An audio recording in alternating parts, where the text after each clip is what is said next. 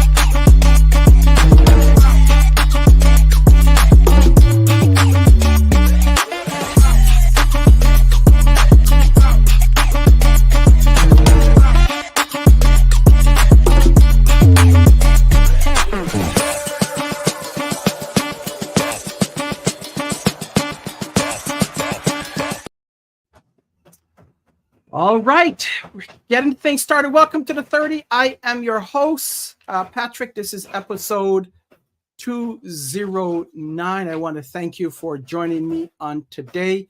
If this is your very first time seeing the 30, listening to the 30, I want to thank you for being here.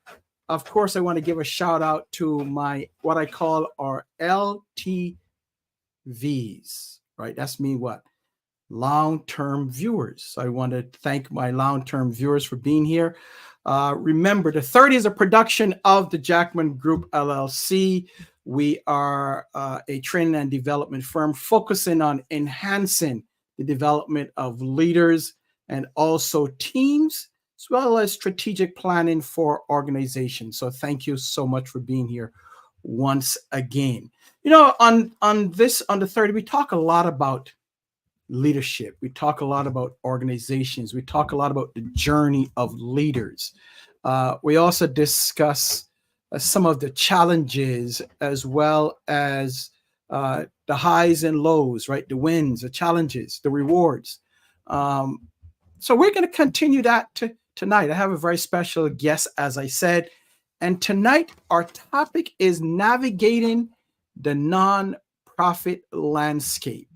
The rewards and challenges of leading a nonprofit. And I have a leader. She's the president, executive director, CEO of a local organization here in Rochester. And we met, I guess, a couple of months ago. So we're going to talk about that. But hey, let's bring her on. Let's welcome to the 30, Sara. Sara, how are you? Hey, Patrick. I'm good. How are you? I am doing well. Thank you for joining me on the 30. Thanks for being here. So tell our viewers who you are and what you do. I'm Sara, and I am the CEO at Compeer Rochester. I am just at my 19-year anniversary this summer, where I started as an intern. Wow, 19 years. Office, believe it or not, but 19 years. So, well, let's first start by asking you, what is Compeer? What does Compeer Rochester do? So Compeer is a mental health organization. We are non-clinical, so we do not have therapists and counseling happening here, but we use community volunteers and a peer support workforce to help people who are navigating their own mental health challenges. Okay. And how long has Compeer been around? So Compeer started in Rochester. It originates back to 1973. There was a program at the Rochester Psychiatric Hospital. Back in the 70s, there were actually quite a few people living in institutions back then. So there was a small program called Adopt a Patient, where people were visiting people who were living in those towers and in the psychiatric center. And as deinstitutionalization was happening around the mid-70s, Compeer was born as a community-based model where volunteers would help people that were coming out of the hospitals or people that needed that additional support to, just get through life a little bit easier, whether they were dealing with depression or anxiety or bipolar disorder, things that people still largely deal with today. It's just the main difference is back in the 70s, so many people had different types of supports. And that model of Compeer friendships actually traveled from Rochester throughout New York State with the help of our founder, Bunny Skirble, and is now an international program. About 50 years of history there. Oh, wow. Yeah. Is it a national organization, international? We're How far considered do you travel? international, so we have one little location in Montreal. I'm actually visiting there next week. We have a couple locations we actually have several locations in Australia, and the most recent affiliate to get up and running is in London. So yeah, officially international. Yep. But most of Wow. the locations are in the United States. Okay. All right. So let's talk about your journey. I know you and I met. Shout out to Sergeant Collins. I think was it a graduation? Yeah, the graduation of the Rochester Police Force Workforce Development piece. So shout out to Sergeant Collins and all the officers that he worked with. So let's talk about your journey. You said it. You start off as an intern, and now you're the CEO. I find this fascinating. So let's talk about that. It could happen. So I was a senior, going to be a senior at Nazareth College. I was a psychology major. I was studying with the plan of likely becoming a clinical psychologist myself. And I found a summer internship here at Compeer. A family friend had told me about Compeer and said you should seek this out for your internship. So I came into this office. We're at Monroe Square. We're still here, and this was, like I said, almost 2 decades ago.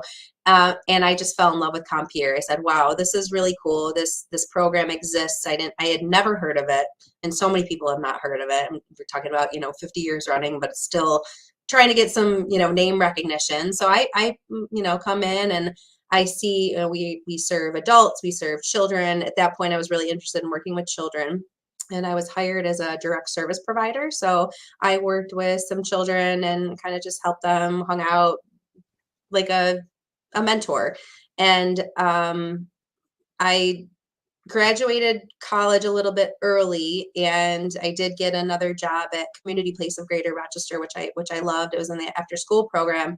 And as soon as a full-time position opened up at Compeer, I was like, I gotta follow my heart. So I ended up here as a full-time program coordinator, where I was recruiting volunteers to match with children who were waiting for mentors. So this is fantastic. Intern to CEO, president, and CEO. Did you have any idea that you would, or a plan or goal to become CEO? I think the first year or so, I still had in the back of my mind, I'm going to, go on to a clinical program and maybe become a therapist. And as time went on, and my heart was further aligning with this work that we were doing, I remember telling my boss at the time that I wanted her job someday. So she put me on a great track to grow here. And so over the course of 10 years, I was able to get some management experience, supervising some teammates. I began representing Compeer at a lot of community roundtables. And I think it was 2014, so 10 years ago, I became program director and was able to move, out of the youth program, but oversee that, our adult services. And we had some veteran services that had just started up too. So then 6 years later, January of 2020, my boss retired. She had been at the organization for like 22 years. And I applied for the position and I got it. And I didn't know that there was a little change heading our way in 2020. So I embraced this role. I was actually 3 months pregnant with my first and only child. And I was on top of the world, Patrick. I'm going to tell you right now. I was like, I got my dream job. I'm going to have this baby and everything's great. And then, And yeah. then in 2020, in March of 2020, I remember going to press conferences for the St. Patrick's Day Parade Day. Adam Bello, newly in his role as our county exec, Mayor Malik Evans, we're doing these press conferences. Compeer was selected as the community organization of the year for St. Patrick's Day Parade. It was cool. We had never had so many, we were gonna have so many eyes on us, and we had a float section and everything. And we're doing these press conferences, and I'm like, this is great. You start just hearing these little peeps about COVID and Mhm. We're like, yeah, everything's great. I mean, a week before the whole world shut down, we're doing these press conferences thinking everything's going to go on. And then I remember the day the parade got canceled, and I'm like, this is not good. And then one by one, my staff would come in. They're like, are we closing? I was like, no, I think we're good. And, pretty soon school districts close, county offices are closed. I'm like, all right, yeah, we're going to shut down for about 2 weeks. We'll be back. Well, so by that time I was 6 months pregnant. No idea what was going to happen. All I know is we walked out of this office thinking we were going to come back in a couple of weeks, and we did not. So I think we were out for 3 months. I did my whole last trimester in sweatpants. Amazing. Highly recommend it. And then we came back hybrid that summer, and just everything changed. But a lot of things changed for the better. So I'm sure we can talk a little bit about that too. But it's been a journey. It has been a journey. And that's what we want to talk about is the journey, right? Your journey, the organization's journey. You're coming into a new position. You went through little. You might have known your boss at the time had probably done a succession plan, Mhm. right, to bring you into the position. Then COVID hit. So how did you, as a new leader, new CEO of the organization, how did you manage to navigate the 3 years, 2 or 3 years of COVID? Well, I always think about what would have happened if somebody else was chosen for this role, right? Because it wasn't like I was the only person in the running, and I was so grateful to get this job. And I told my predecessor, I said, I'm not going to leave if you don't pick me. I'm going to be disappointed, but I'm not going to leave. But I always think about what if it had been somebody else, and what would they have done? So I had this immense benefit of knowing the organization and learning the organization for 15 years. There was no doubt in my mind, like I knew Compeer like the back of my hand. I didn't know how to navigate a pandemic at all, but nobody did. So I sort of felt like I had this chance to do something different that what I set out to do. I mean, it had some great plans.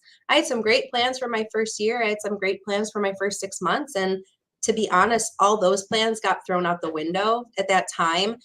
But what an opportunity to focus in on things that we would never have had time for. I'm looking at, policies that needed to be looked at that hadn't been looked at for a long time.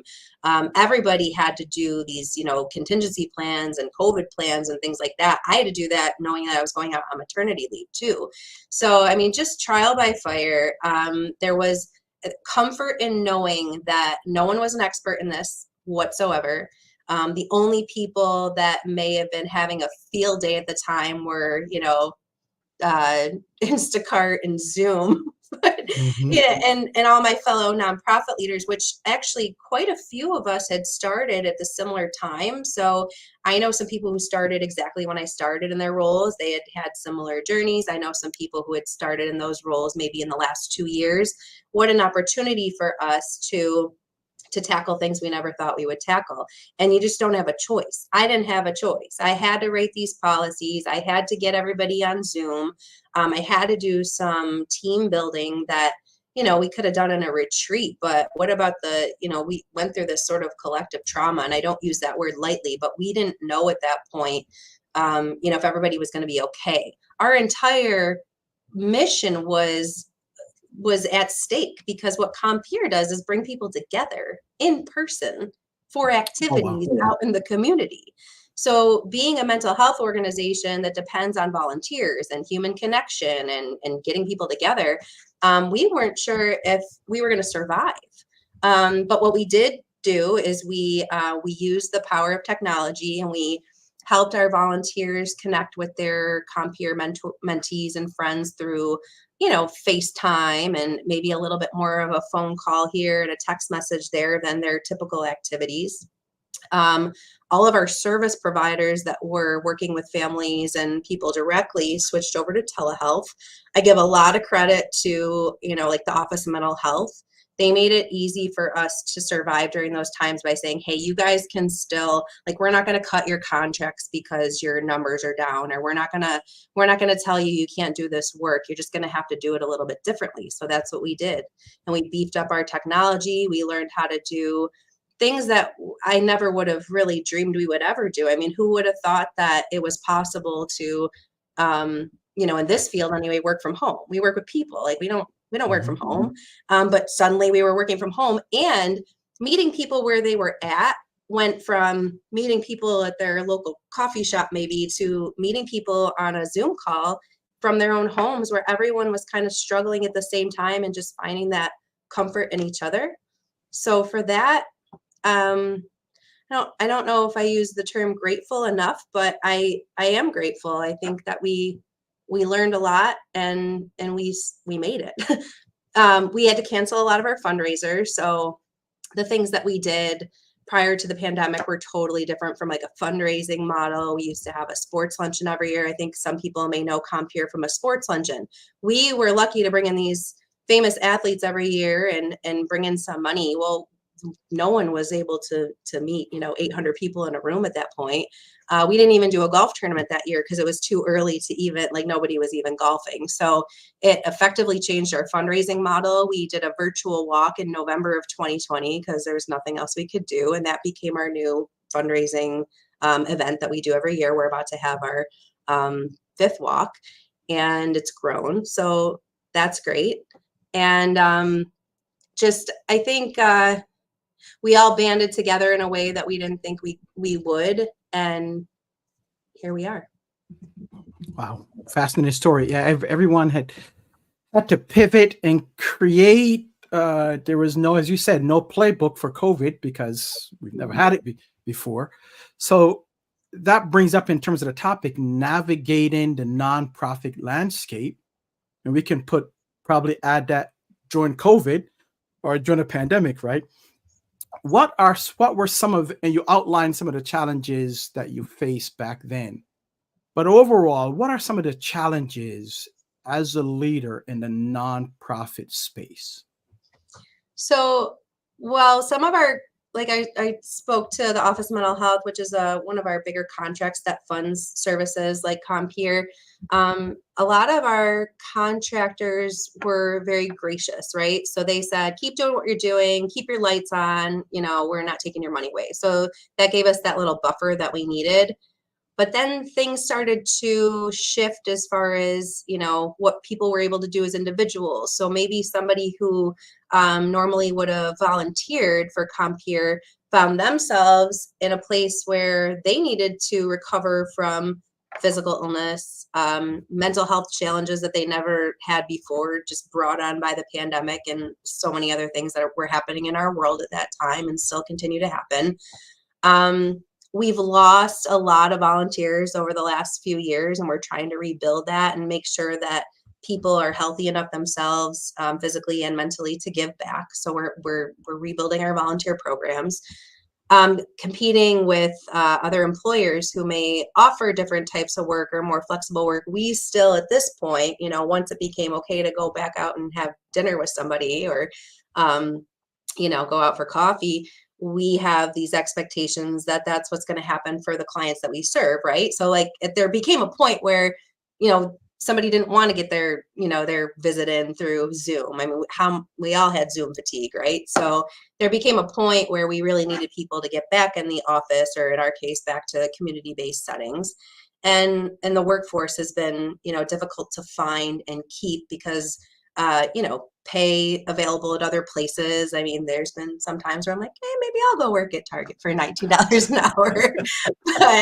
but no, I think people who stuck it out through Compeer through the first stages, people who came to Compeer and all other nonprofits, it's not just Compeer. Like I said, I mean, many other people in our field that felt the same way, where it's like, how are we going to get back this workforce? How are we going to get back our volunteers? How are we going to secure funding? And you'll get these headlines like, oh, there's millions of dollars being pumped into mental health. Yes, great, we need that. But what a lot of people don't understand is that a lot of those dollars are going to housing, which is so needed but so expensive. So those dollars don't always trickle down to the Compeers of the world and these community-based programs that can operate on a lower budget, but we still need to maintain that funding. So I've made sure to keep our walk front and center. So that is this year it's November 3rd, in case anybody's planning ahead. We do our walk in November when everybody else's walk seasons wind down, putting the focus on mental wellness too. Like as it's getting colder, especially in our region, a lot of people tend to retreat. Let's get out and walk and, try to at least work on our physical health at that point too. And just keeping in touch with our donors. So one of the other things that happened during the pandemic was things like payroll protection program. If anybody remembers PPP, it seems like a very, long ways away, but a lot of organizations and businesses were getting these government, COVID assistance one-time funds. So we actually, for the first time in a long time, had money. I knew it wasn't permanent and it wasn't going to last long, or at least it wasn't going to be coming back around all the time. But it kind of gave us that buffer that we needed to get a little bit ahead, get off our lines of credit. So many nonprofit organizations are on the line of credit. But getting people to understand that, this isn't a 1 year running program. We're not a startup program. We need to be in this for the long haul, and who's going to support us and who is going to be ambassadors for the Compeers of the world so that we can continue to not just survive these times, but thrive in them and grow. Great. So I'm going to come back and talk about some of the rewards, because we just talked about the challenges, but I want to shortly talk about the rewards of being a leader in the nonprofit space. Let me say hi. If you would like to, if you have a comment or just want to say hi or question of Sara, go ahead and drop that in the chat. Erica from Talk Virtual says hello. And Erica is in South Carolina. Scotty Wall. Hey, Scotty, shout out to you. He says a big shout out to Sara and Compeer from the Office of Mental Health. All right. So I didn't even know Scotty was going to be on here. I'm just saying that. Oh, you know Scotty too, huh? Yes. Scotty's my contract manager. I love it. Okay. All right. Rochester is a very small world. It's a very small city. Wow. So if you have a comment for Sara, or you want to have a question for her, go ahead and drop that in the chat. So Sara, we talk about some of the challenges when it comes to leading a nonprofit. Let's talk about some of the rewards, some of the things that you get out of it, or even those that are not yourself, but leaders that you've heard or you've spoken with. What are some of the rewards? Well, I've never worked as a leader in a not-for-profit, in a corporate, America. This is all I know. I can only assume that, being here and growing in Compeer, it's not maybe what journey I would have had in a different field. So I feel very lucky. I feel very lucky that I could give back to my community. I feel very lucky that I could get a job with my bachelor's in psychology from Nazareth, and which is now Nazareth University. It was Nazareth College when I was there. But like you said, Rochester's so small. So working for a program like this, sometimes we really see it. We see these tangible rewards. So the children that I was matched with when I first started at Compeer, they were 7 and 8 years old, and now they are 25 and 26. And I still talk to them all the time. That has been amazing to see these children grow into adults living on their own. Is one thing, like they graduated high school, awesome. Like they got jobs, great. Now they're living on their own. So being that we have this small but rich community, we get to see some of that directly. People in my cohort, like that kind of took over during these different times. We've had this appreciation for, what would it have been if not for the pandemic? If things were just kind of rolling along, there would still be these struggles, but every day we get up and we do this because, to be honest, it feels good at the end of the day.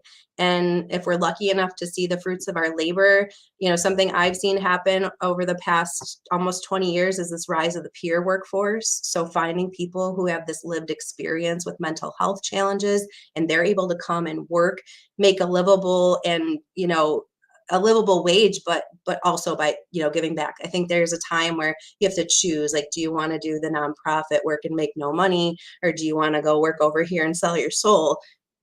I think people are finding success in this field, and that feels really good. That's great. That's great. What would you say to someone? What advice can you give to someone that want to get into nonprofit, that would whose goal is to lead a nonprofit organization? What advice can you give to them? My advice is to get involved with an organization as early as possible. So I did go to college right away. That was sort of the expectation of my generation, as you go to you go to college right out of high school. And I think that there's merit to that no matter what. However, if you're going to school and you're not able to get that field work experience, you may walk out with a degree that you didn't know that you didn't want. And like I said, I'm very lucky that I was able to do what I've done with this degree that I have. But getting that experience, whether it's through an internship, through volunteer work, it doesn't have to be formal. It can just be getting to know your local agencies. And Rochester is like resource rich. There's so many organizations you can get involved in. Get that taste for it.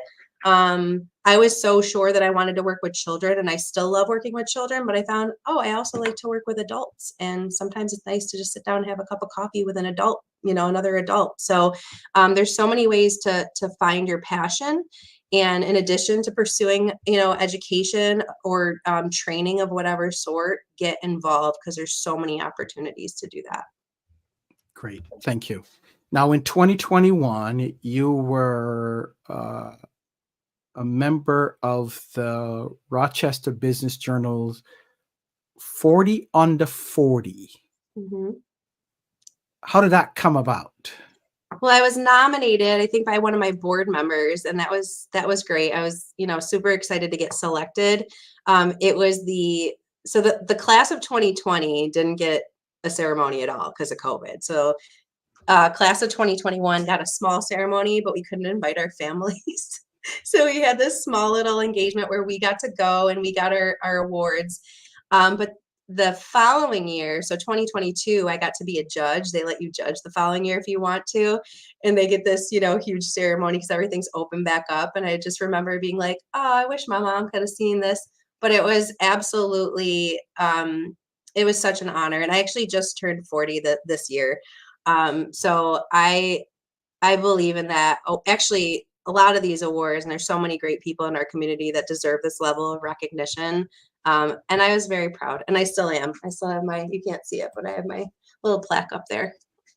Congratulations. Thank you. Awesome. So what's next for Sara?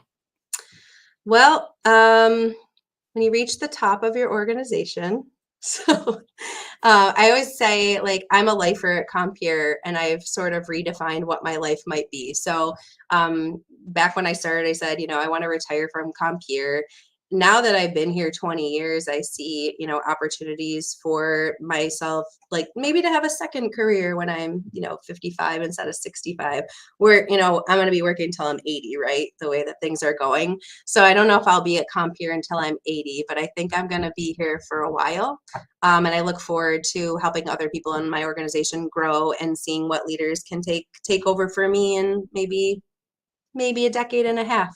I'm a musician. I have a band. We're not going to go worldwide famous, but I have that on the side. I belong to a family of musicians who, my parents always had a band and they always had a day job.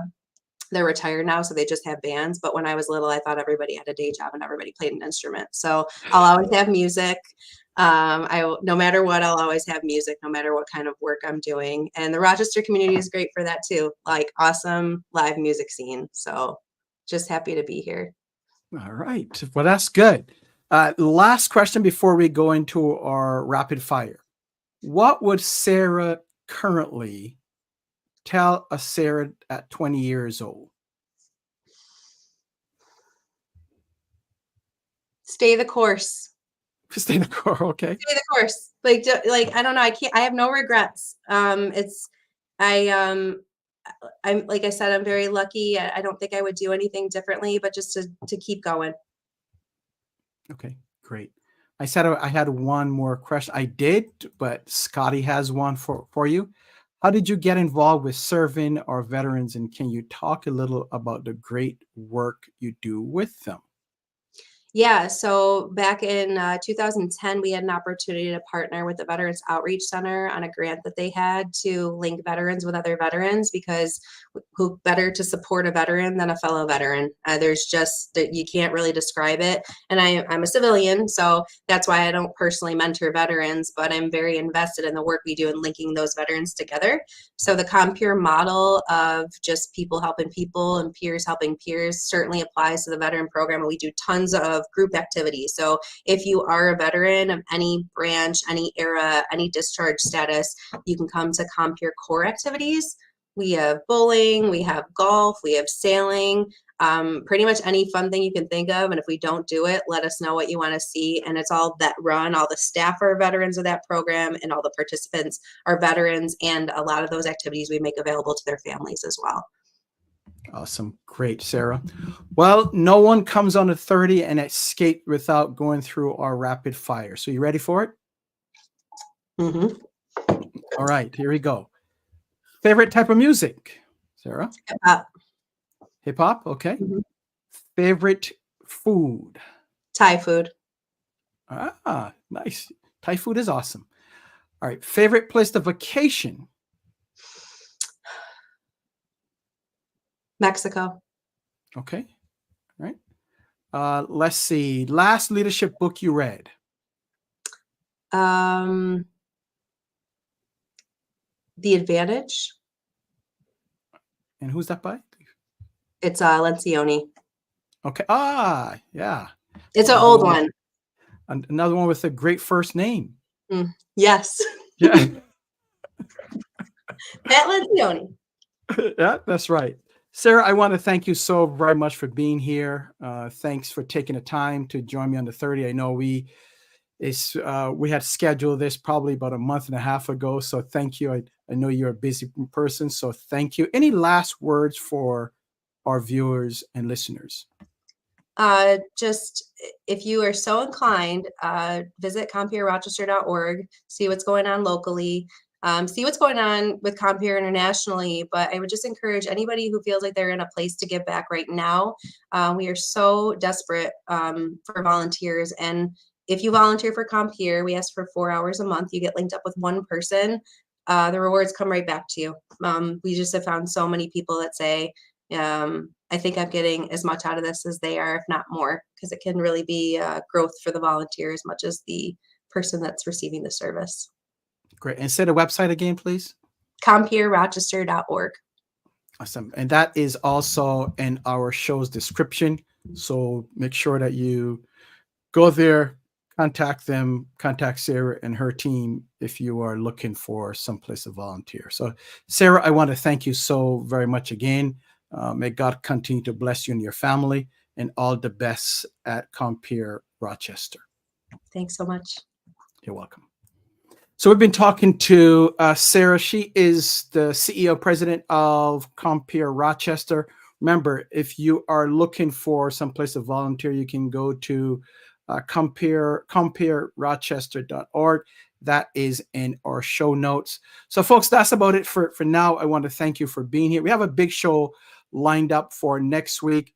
You can also go to our YouTube channel, The 30 with Patrick. All of our shows are listed there. We're going 4 years plus of The 30. So I want to thank all of our guests, previous guests, all of our sponsors, all of our supporters, you, the viewer and listener. Thank you for your continued support as we move this thing forward and bring relevant information to help you, the viewer and listener, enhance your personal, professional, and spiritual life. So be blessed. We'll see you next week.